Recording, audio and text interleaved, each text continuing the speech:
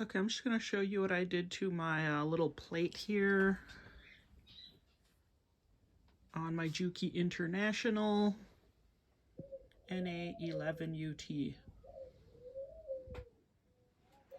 When you get the machine, this plate has no markings on it at all, so it's just a solid looking plate. But I needed markings to know what I was doing. I didn't, you know, this machine is not real popular in the United States right now, so you can't really, you don't know which parts will fit on it. And if you ask, some people make you order the wrong things. So I just scratched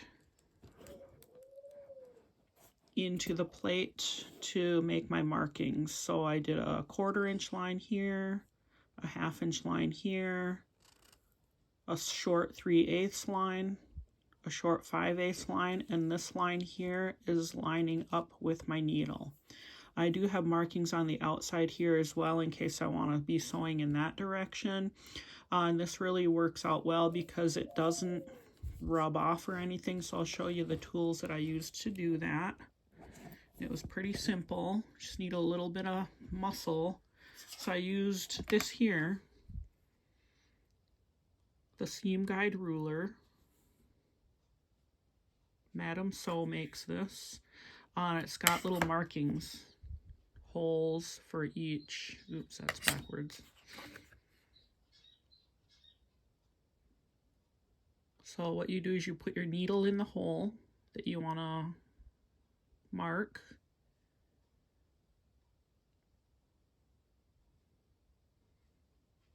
And then I'll show you what I did to make the lines in the plate. It's this thing here, it's called a Sew Mate. And it's a stainless steel tip on this, I don't know what you call this, reamer. I'm not sure what it is, but anything that's got that stainless steel tip. I've done this on a couple of my machines and that tip is still nice and sharp. It does have a little bit of glue on it right now. That's what the gunky stuff is. But I just take this and I move to, let's say I want to do the 1/4 inch. And I'll put my needle down in that section.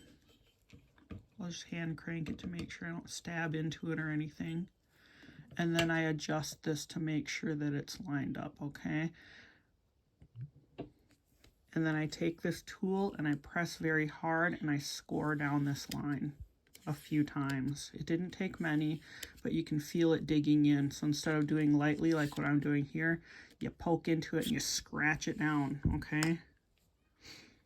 After I did that, I moved this back up and then I did the next hole, the 1/2 inch, and then I decided to do the 3/8 and 5/8.